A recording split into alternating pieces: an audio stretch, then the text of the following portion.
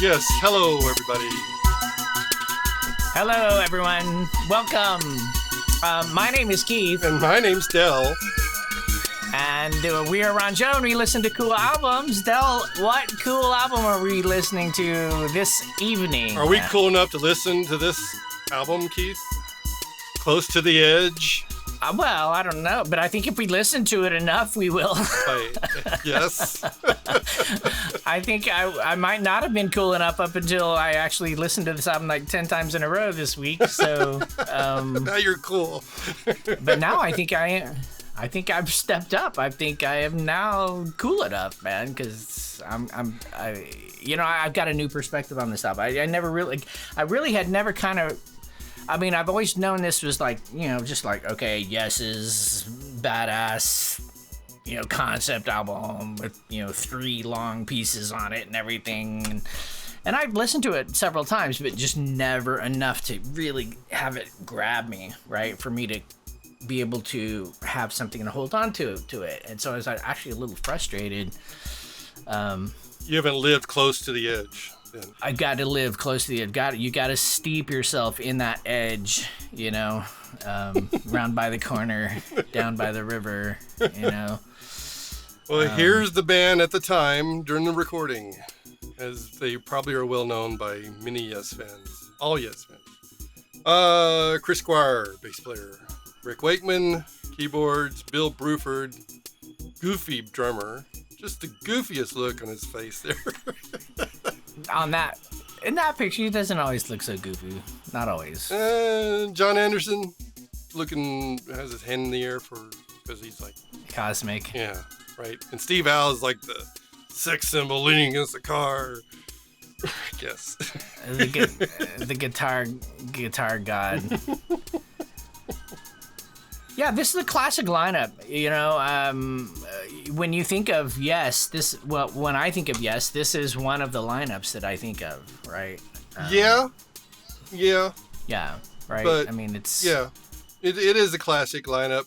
Funny thing is that Alan White joined the band for the tour on this and was their drummer longer than Bruford was. So much longer. So he's still their drummer. I mean, well, I guess I don't know, but he's been their drummer next to Chris Squire. I think he's the longest running member. Jon Anderson's been in and out mostly, but I guess, but not always. But Squire, I guess he died 3 or 4 years ago or something. 2015, yeah. 2015, yeah. And so he was kind of up to he was the single band member who was on every single Yes album, right? He was essentially Yes. Yeah, and so this is our second Yes album to listen to on this show. We listened to 90125 from 1983, which is a radical departure, for right. Yes, a different direction altogether.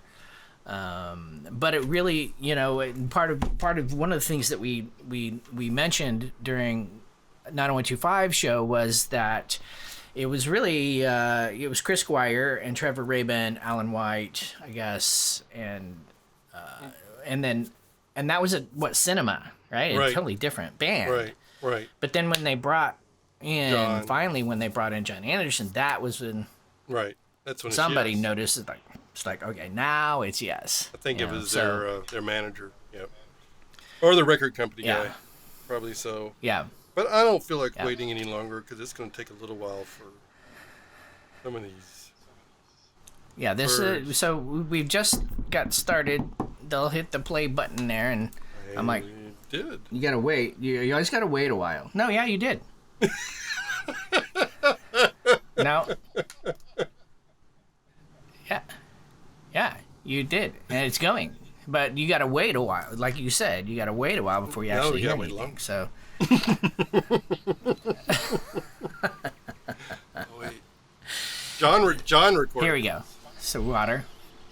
Yeah, mostly John, apparently, yeah. This was a 40 foot long tape loop. Yeah. So the river, we got the little gurgling river. This is a theme throughout this album. Apparently, Jon Anderson was really influenced by Hugo Hesse's Siddhartha novel, and of which a river is kind of one of the main themes. Happens throughout the novel, and it's kind of compared to the Enlightenment, the process of Enlightenment. But he and Steve really wrote this together, the whole thing. Right.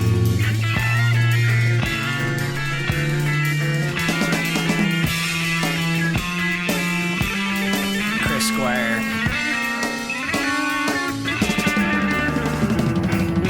So, 1, 2, 3, 4, 5, 6, 1, 2, 3, 4, 5, 6, 1, 2, 3, 4, 5, 6, triple it. So this is like a... I never really liked this intro, but I would always kind of take a rough time to get into this album.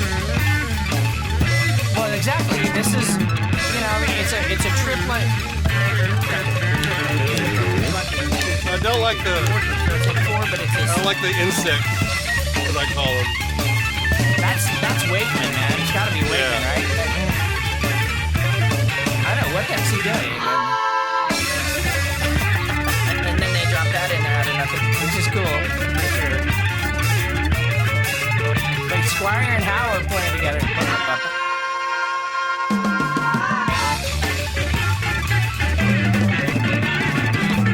So this is actually, so Close to the Edge is divided up into 4 movements. This is the first movement, The Solid Time of Change. Right. And it's 4 minutes before we get into any singing. Yeah. Which is something that I think Jon Anderson wanted to do because he'd been listening to some Sibelius symphonies, and one of the things he liked about those symphonies is that they had this kind of long, extended intro before they got into the main themes. To me, this is where the track starts. I think the first kind of... The main theme. So this is where the first musical melody comes into play. Right, Steve Howe.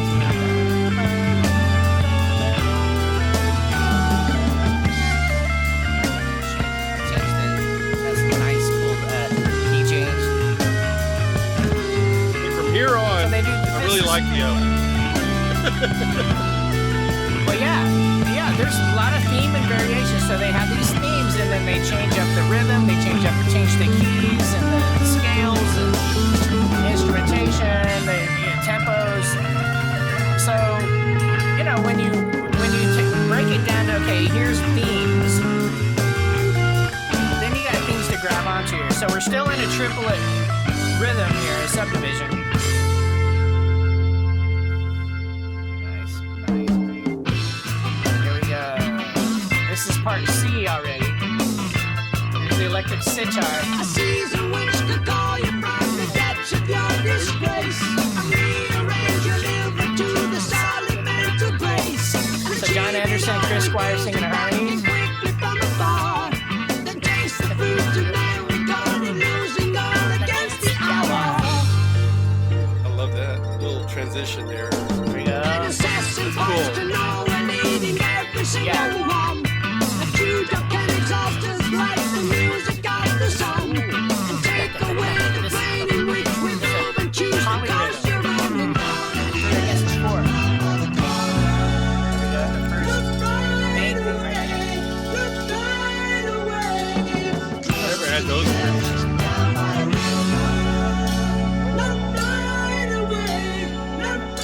I didn't know that. Not right away. So yeah, apparently Steve Howe came up with that phrase close to the edge down by the river. Cross the line around the change. The Morse code that Rick's doing there. Alright, yeah, somebody said that spells out Abraxas in Morse code. Huh.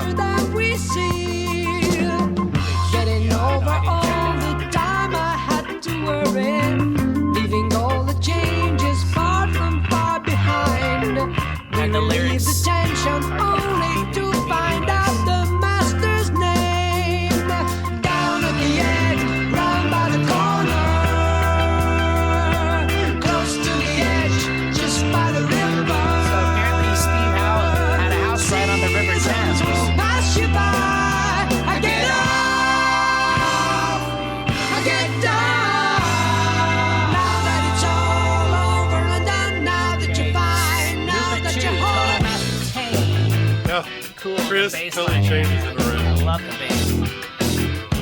Everything else is the same. Chris Squire. My eyes convince eclipse with the younger moon and take me love. I know, It man, changes right? almost strain and makes me mad from above. I crucify my hate and held the world within my hand. There's you, the time, the logic, all the reasons we don't understand. We're still in 3. Sad currents claim the beach is standing still for all to see. As armored movers took approach to overlook the sea. Their sense the Anderson called this was his mantra type Gregorian chant type scene. Down at the end, close by a river, close to the edge, round by the corner. Yeah, so they sing the chorus in double time right there. Close to the end, down by the corner, down at the edge, round by the river. How many remember which? They must have written down the words, man. Sudden cold shouldn't take away the startled memory. Only know One of my favorite sections. The Morse code again. all the way. As apart from any reality that you've ever seen and known. Guessing problems only to deceive dimension. Passing past the climb halfway into the void. As we cross from side to side, we hear the total mass return. Total Mass Retain. Down at the edge, round by the corner. Close to the end, down by the Apparently, river. Bruford hated that phrase, Total Mass Retain. Seasons will pass you by. Get up, get down.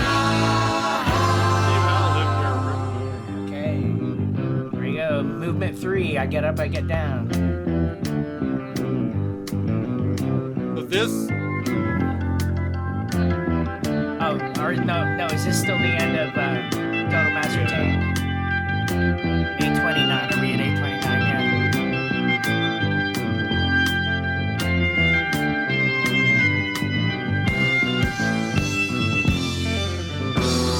There we go. Here we go. Yeah. Obvious tape edit right there. Now we're in yeah, but movement 3. I get it up. wasn't I that get down. obvious to me until I started really analyzing it. I thought they did a really good job of editing that together. Apparently, Jon Anderson was inspired by Wendy Carlos's Sonic Seasonings. This cool, spacey, ambient interlude. So this vocal is another Steve Howe song he brought in that he had written, and they put this vocal in to go with the rest of it. So that's another piece of the puzzle that was added to this. That's Yeah. why the lyrics kind of work together, and you're kind of, I guess they supposedly work together. Well, I don't know. I'm never worried about it too much. Nah. Yeah, I mean, you shouldn't take Jon Anderson Anderson's to do lyrics it. literally. Even I don't think you should take anything Jon Anderson says literally. I think everything he says is metaphor. Right. I mean, even his speaking. So I love this when they come in together. Yeah. That John and Chris just. No, I think it's Steve and Chris. This is Steve and Chris. Yeah, this is Steve and Chris. Yeah. Singing? Yeah. Is it really? So John isn't singing when He it doesn't comes sing up? until I get up. In her white lace? Yeah. Really?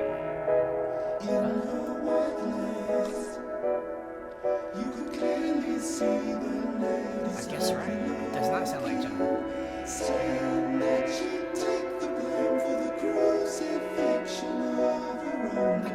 There we Right. go. You're right. That totally was not John. Yeah.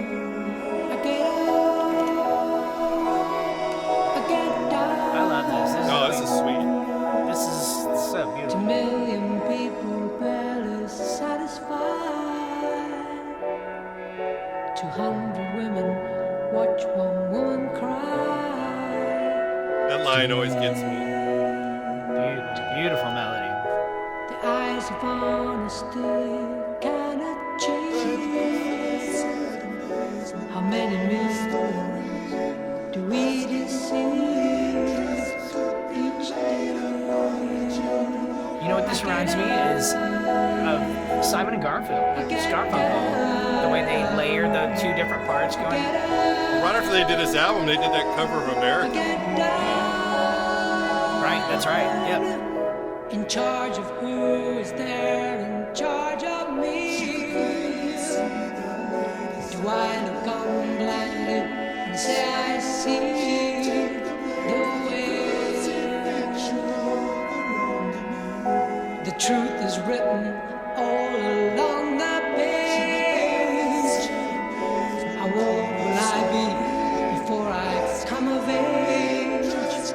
For you, I get up, I get down. I love the little piano. I get Just everything's growing. I just love the way this grows here. Yeah. Organ. This is a massive church organ coming up here. Wakeman.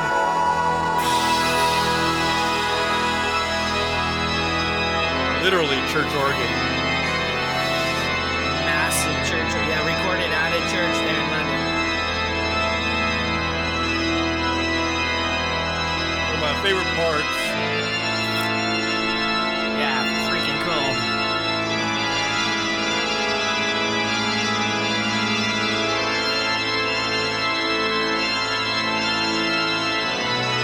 Yeah, nice resolution.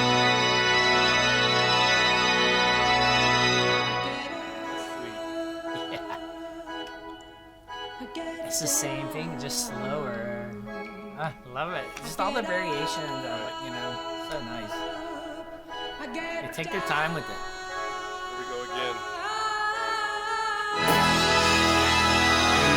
The transition out of this, badass.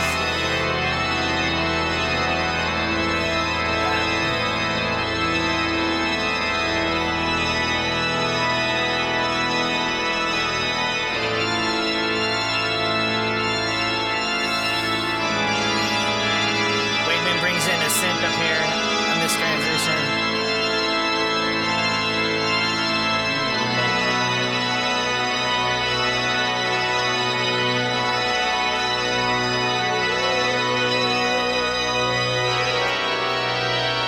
Phantom of the Opera, totally, man. Mode. Here we go. Yep. That's so mode. Freaking cool. Like, So Rick Wakeman. ready? You ready? Here we go. You ready?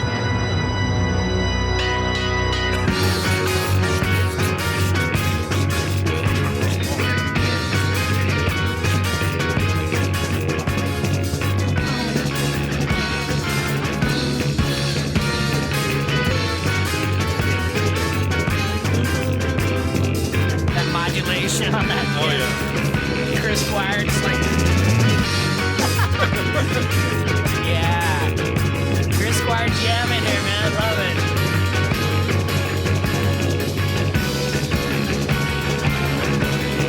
Bill's hi-hat. Yeah. That had to be an edit. Otherwise. Oh, yeah, yeah. Here we go. Nice. Funky bass part again.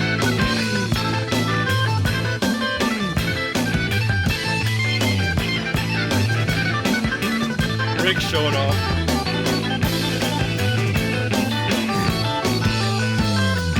I think this is a guitar lead composed by Steve Howe, but Howe liked it better Yeah. on organ. That's right. Right?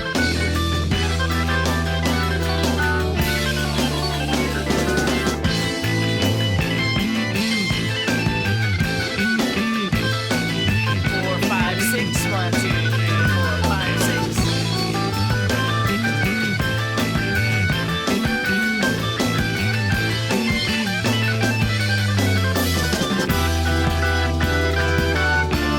The time between the notes remains the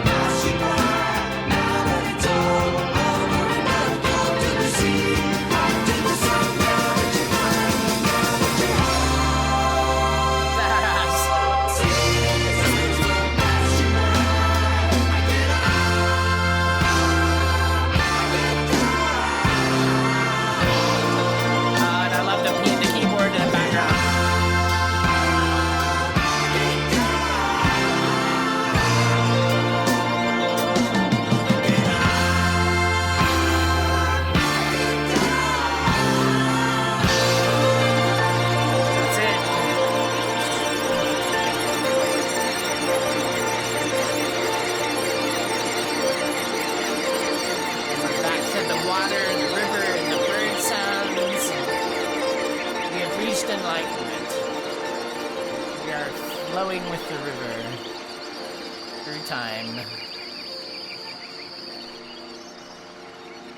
We have dissolved completely into the ether. So I have a realization listening to this album that I didn't have before. You know, I think that Steve and Jon, and even when we're doing 90125 and some of the other albums that we haven't done yet, they had a stronger writing bond than I realized. Steve and Jon did. There seemed to be a lot of times when they would get together and do things, because Jon does play a little guitar live, but apparently they would sit down and work things out together a lot, over time, probably more so than the rest of the band members. And Chris, I think Chris would bring his own things in on other albums and stuff like that. But I think, in getting the songs finalized, they would work together. But I think Jon and Steve worked together more than I realized back when I was listening to them in the past. That's right. my realization, I think. Well, yeah, I was surprised as well to learn that Jon and Steve were the main composers of this track. Right. So yeah, and it was cool to hear about how I think they were touring a lot, right? So they would kind of just sit in their hotel room together, right?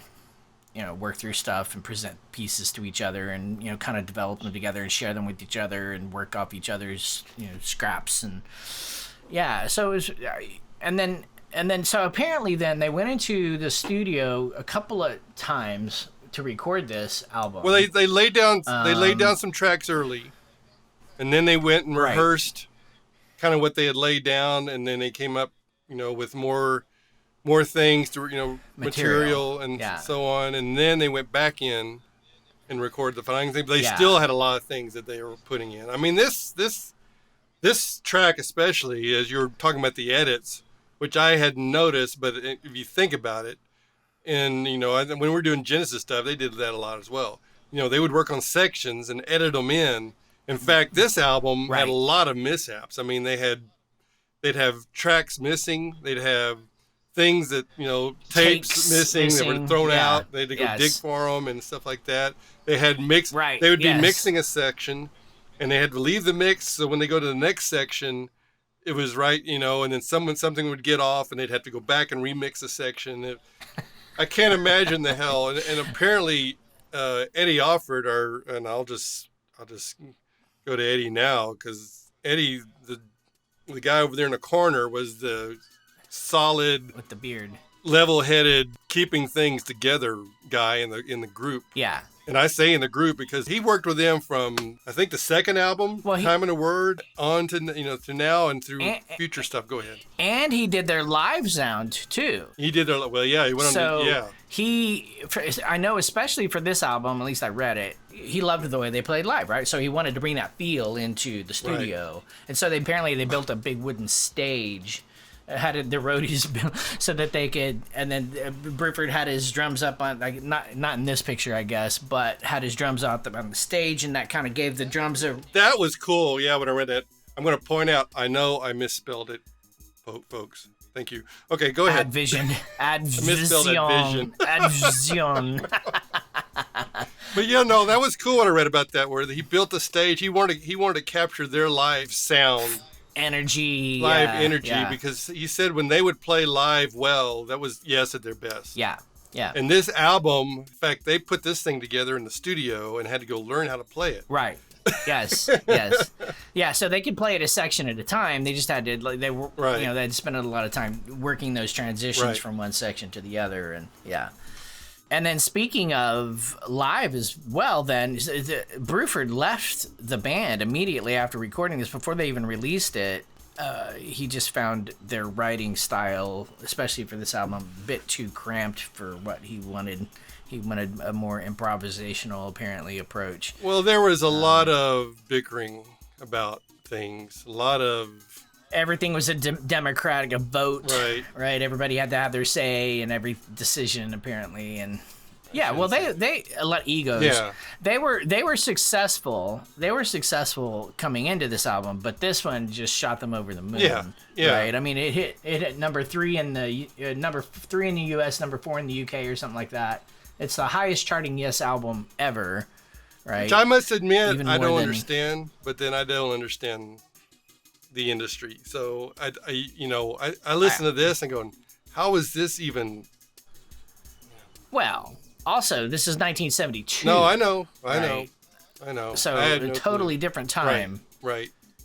It was, for the time, it was cutting edge. No, I right? know. It was just so advanced. So, I don't know. and there was a couple of edits of songs that were sort of released as singles that, I think one got to number 47 or something in the United States, and You and I, a bit and stuff.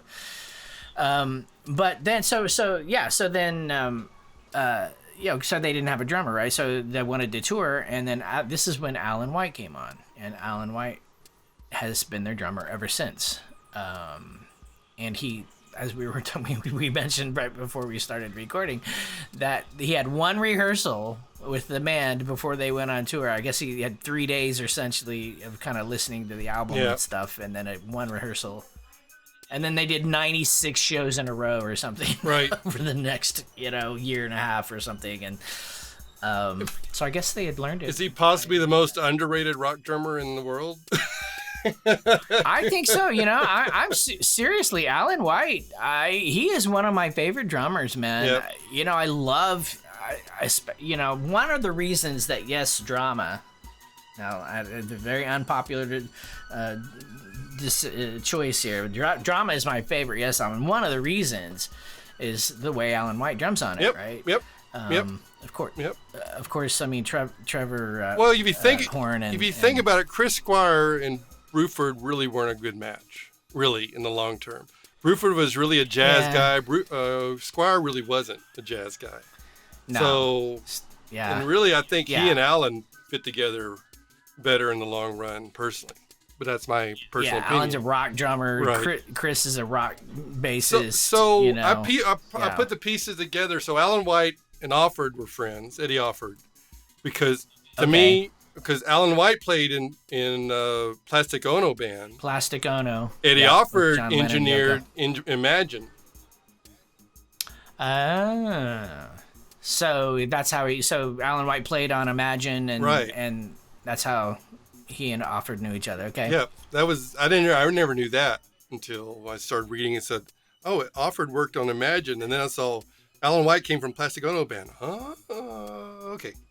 That makes sense. Well, and now Alan, at least last I heard about maybe 5 years ago, that Alan White lived in Seattle. And I live in Seattle, so yeah.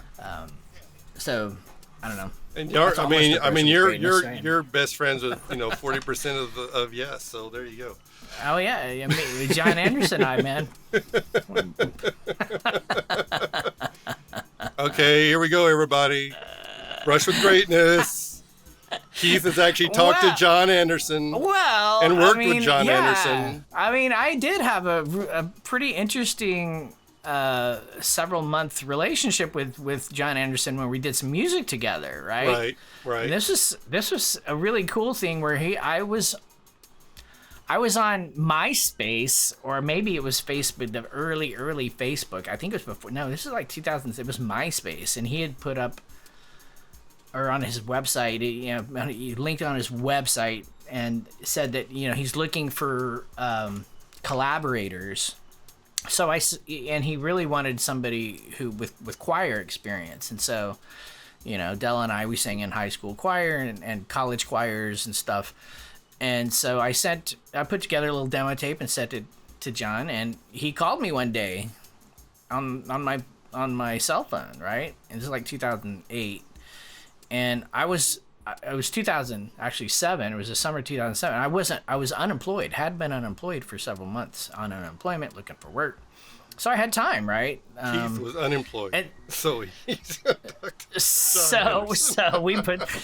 he sent me some tracks, right? I mean, he emailed me some MP3s of him playing keyboards and singing just blah blah blah blah blah, some nonsense lyrics and stuff, which all of his lyrics are nonsense, I guess. But Yeah, and so I put together some vocal accompaniment to them, and it was just so much fun, and I just got really creative and crazy and wacky and but also just doing stuff that I thought the music needed, right? And so anyway, he really liked it. But then he kept sending me things. Okay, do your thing to this, send me another thing. Cool, I like that one. Do your thing to this one, and then he sent me a Christmas song that he had done. I did some harmonies on, can't remember which one it was, and then he also sent me a piece or Horizon that he did with with Vangelis. And I did some choral backgrounds to the last chorus on that one.